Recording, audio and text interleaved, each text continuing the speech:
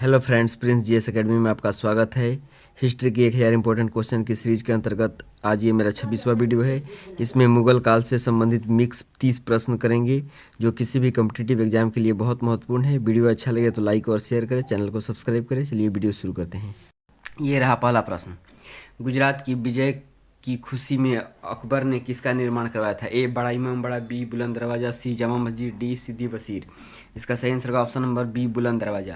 मैं आपसे कहना चाहता हूँ कि आप वीडियो को पॉज कीजिए और कमेंट में बताइए और खुद से आंसर दीजिए और बताइए कमेंट में कितने सही होते हैं 30 में से आपके प्रश्न। देखते हैं दूसरा प्रश्न। प्रसिद्ध मुस्लिम शासिका चांद बीबी जिसने बरार को अकबर को सौंपा निम्नलिखित में से किस राज्य से संबंधित थी? ए बीजापुर, बी गोलकुंडा, सी अहमदनगर, डी बरार। तो इसका सही आंसर हो जाएगा ऑप्शन नंबर सी अहमदनगर। देखते हैं चौथा प्रश्न। तीसरा प्रश्न। मुगल काल की राजभाषा क्या थी? ए उर्दू, बी हिंदी, सी अरबी, डी फारसी। इसका सही आंसर होगा ऑप्शन नंबर डी फारसी। देखते हैं चौथा प्रश्न। किस मुगल शासक ने भारत की वनस्पतियों और प्राणी जगत, ऋतु और फलों का विवरण अपनी डायरी में किया है? इसका सही आंसर हो जाएगा ऑप्शन देखते हैं A Akbar, B Jahangir, C Babur, D Aurangzeb. इसका सही आंसर होगा ऑप्शन नंबर सी बाबर। देखते हैं पांचवा प्रश्न। फिरोज शाह की महानता का प्रतीक क्या है? शेर शाह की महानता का प्रतीक क्या है? ए हुमायूं के विरुद्ध उसका विजय अभियान, बी श्रेष्ठ सैन्य नेतृत्व, सी प्रशासनिक सुधार, डी धार्मिक सहिष्णुता। इसका सही आंसर होगा ऑप्शन नंबर सी प्रशासनिक सुधार। देखते हैं छठा प्रश्न। रामचरित मानस के लेखक गोस्वामी तुलसीदास किसके शासनकाल से संबंधित थे? ए बाबर, बी हुमायूं, सी औरंगजेब, डी अकबर। तो छठे का सही आंसर हो जाएगा ऑप्शन नंबर डी अकबर। देखते हैं सातवां प्रश्न। बाबर को भारत पर आक्रमण करने के लिए निमंत्रित करने वालों में से कौन शामिल नहीं था? ए पंजाब के सूबेदार दौलत खान लोधी और उसका पुत्र दिलावर खान लोधी, बी इब्राहिम लोधी के चाचा आलम खान लोधी, सी मेवाड़ का शासक राणा सांगा, डी चंदेरी का शासक मेदिनी राय।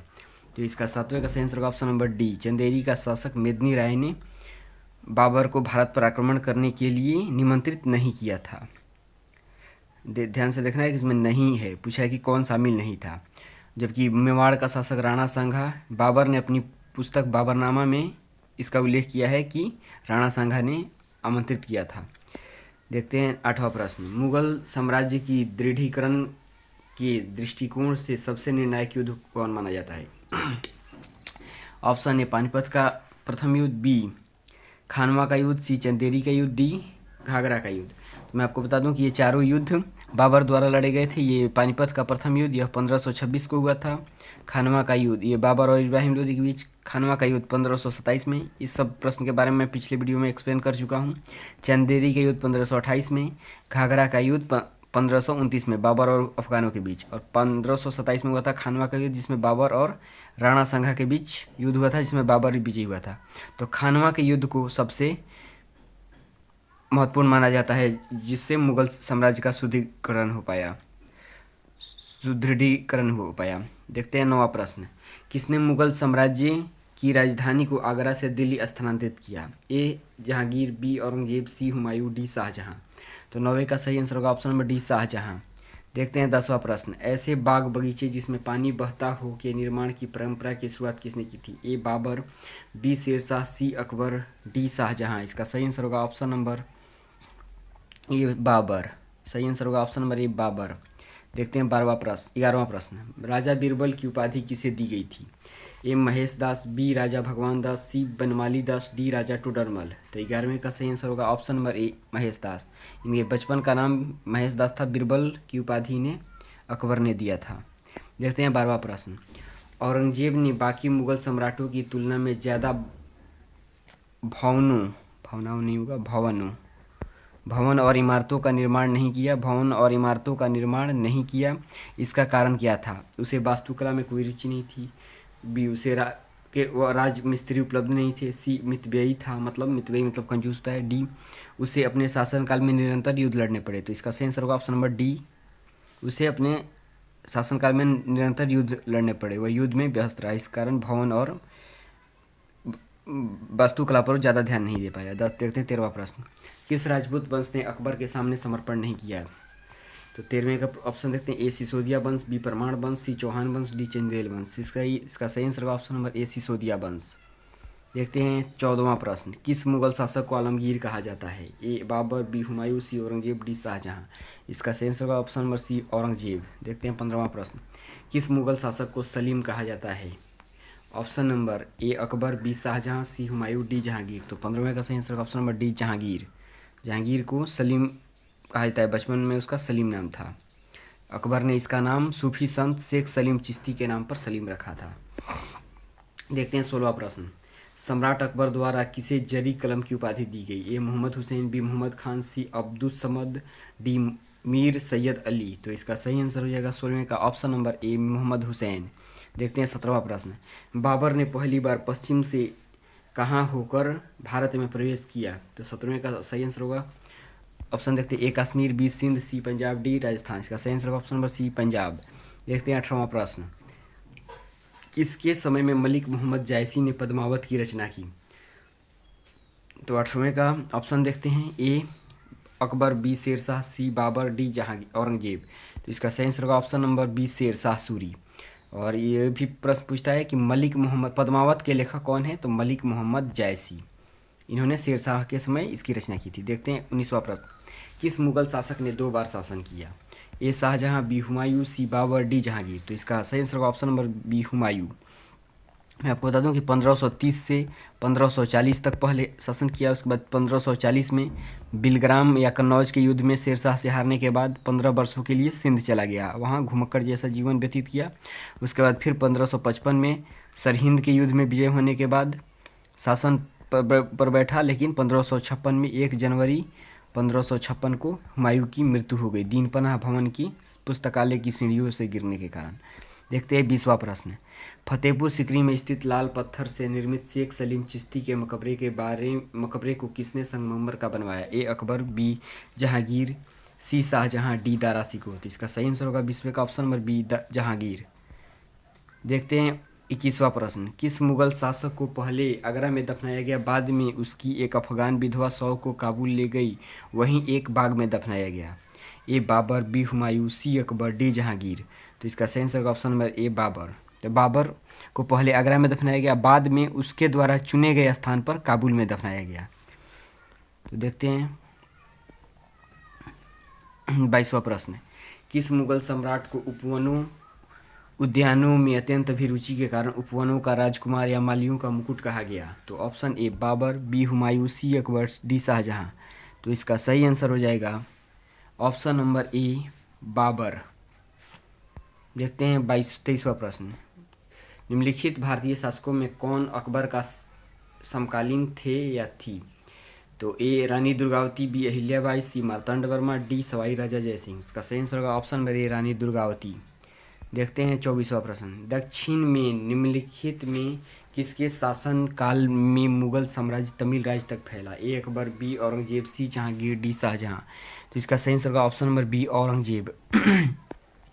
मुगल सत्ता की पुनर्स्थापना किस युद्ध में हुमायूं को मिले विजय के फलस्वरूप हुई? ए दौराहा का युद्ध, जिसे देवराई का युद्ध भी कहा जाता है, बी मंदसौर का युद्ध, सी कन्नौज का युद्ध, डी बिलग्राम का सरहिंद का युद्ध। कन्नौज के युद्ध को ही बिलग्राम का युद्ध कहते हैं। तो सरहिंद का युद्ध इसका सही आंसर होगा ऑप्शन ये हुआ था 1555 में। देखते हैं 26वां प्रश्न, निम्नलिखित में किस सुल्तान ने सबसे पहले हजरत आला की उपाधि अपनाई, बाद में सुल्तान की उपाधि धारण की? A Akbar, A Babur, B Akbar, C Sher Shah Suri, D Humayun. तो 26वें का सही आंसर होगा option number C Sher Shah Suri. देखते हैं 27वां प्रश्न, मसनवी जो बाबर द्वारा मुस्लिम कानून के नियमों की संग्रह है, निम्नलिखित में से क्या है? तो इसको ऐसे भी लिखते हैं मसनवी, आधा स न वी, मसनवी जो बाबर द्वारा मुस्लिम कानून के नियमों की संग्रह, निम्नलिखित में से क्या है? ए मुबाइन, सी बी दीवान, सी प्रोसाडी पर तुर्की संग्रह, डी बाबरनामा। तो 27वें प्रश्न का सही आंसर हो जाएगा ऑप्शन नंबर ए मुबाइन। देखते हैं 28वां प्रश्न, औरंगजेब द्वारा चलाए जिहाद का अर्थ क्या है? ए दारुल हर्ब, बी दारुल इस्लाम, सी पवित्र युद्ध, डी जजिया। तो इसका सही आंसर होगा ऑप्शन नंबर बी दारुल इस्लाम। अकबर दारुल हर्ब को दारुल इस्लाम में बदलना चाहता था, वह कुरान को अपने शासन का आधार मानता था। 28वें का सही आंसर होगा ऑप्शन नंबर बी। हुमायूं द्वारा लड़े गए 4 प्रमुख युद्धों का तिथि अनुसार सही क्रम अंकित करें। युद्ध स्थलों के नाम दिए गए हैं, अंकित हैं। ए में चौसा, कन्नौज, बिलग्राम, सरहिंद, मतलब कौन पहले से बाद में हुआ था। बी दौरा, चौसा, कन्नौज, बिलग्राम, सरहिंद। सी सरहिंद, चौसा, दौरा, कन्नौज या बिलग्राम। डी चौसा, दौरा, चौसा, सरहिंद, कन्नौज या बिलग्राम। तो इसका ऑप्शन देखते हैं। इसका सही आंसर हो जाएगा ऑप्शन नंबर बी, दौरा या देवराई का युद्ध, जो 1531 में हुआ था। दौरा या देवराई का युद्ध 1531 में हुआ था। चौसा का युद्ध 1539 में हुआ था। कन्नौज या बिलग्राम का युद्ध 1540 में हुआ था। सरहिंद का युद्ध 1555 में हुआ था। इसका एक ट्रिक होता है, देवरा चलल बैलगाड़ी से, तो इसमें हो जाएगा दे से देवराई का युद्ध 1531, च से चौसा का युद्ध 1539, बैलगाड़ी से बस से बिलग्राम या कन्नौज का युद्ध 1540 और स से सरहिंद का युद्ध 1555। तो ये इस तरह से इस प्रश्न का ये सही आंसर हो जाएगा। और बाबर द्वारा लड़े गए चारों युद्धों के बारे में हम एक्सप्लेन कर देते हैं। कल मैंने एक ट्रिक बताया था, शायद वो ट्रिक आपको सही से पसंद ना आया हो। मैं दूसरा ट्रिक बताता हूँ कि पानी पी के खाना खा के, पानी पी के खाना खा के, चंदेरी चली घाघरा उठा के। ये बस ट्रिक है, इससे किसी से कोई लेना देना नहीं है, बस ये ट्रिक के लिए मैं बता रहा हूँ। पानी पी के, तो पानी से पानीपत का युद्ध हो जाएगा जो 1526 में हुआ, पानीपत का युद्ध।